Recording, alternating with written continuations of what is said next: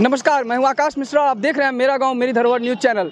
मैं इस वक्त पहुंचा हूं मधुबनी जिला परिषद के सामने। आप देख सकते हैं अभी जो चुनावी दौर चल रहा है, ये सारे अलग अलग जो है यहाँ पर पद के लिए नॉमिनेशन के लिए आए हैं और तो इस वक्त नॉमिनेशन करा के आ रहे हैं। उनसे हम बात करेंगे, उनसे जानेंगे किस तरीके का उनका रणनीति है, किस तरीके से अपने आप को यहाँ पर प्रेजेंट कर रहे हैं। जैसे मधुबनी नगर निगम चुनाव में प्रत्याशियों की संख्या में हो रही है बढ़ोतरी, प्रतिस्पर्धा भी उतनी तीव्र गति से बढ़ता हुआ चुनावी पारा हो रहा है गर्म। इसी क्रम में वार्ड संख्या 8 से वार्ड काउंसलर पद के नामांकन के बाद अपने समर्थकों के साथ उत्साह में दिख रहे हैं बद्री नारायण राय।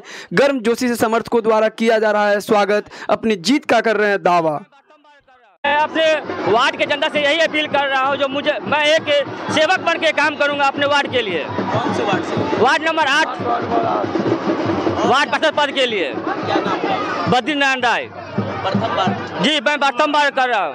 अच्छा, समाज के लोग किस तरह का क्या लग रहा है? समाज के लोगों में बहुत ही आक्रोश है। जो 5 साल जो काम किया गया है उसमें सबसे पहला प्रधानमंत्री शहरी आवास योजना के तहत जो 40-40 हज़ार रुपये लिया गया है और 5 साल से लोगों को बेघर किया गया है। और जल नल समस्या आप लोग जानते ही होंगे, मधुबनी बहुत समस्या है और वो मेरे वार्ड में भी है। जो जैन कॉलेज से लेकर नाका चौक तक सरकार के घर में पूरा शो कर दिया गया है, जो काम हो गया है, लेकिन अभी तक वहाँ पैप भी नहीं बिछा है। चुनाव जीतने के बाद सबसे पहला काम वही कराऊंगा, मैं जल नल और आवास योजना दिलाऊंगा। मधुबनी की नगरवासियों को क्या संदेश देना? मैं अपने वार्ड के मतदाता को बहुत बहुत आभार हूँ जो इतना जन सलाह है।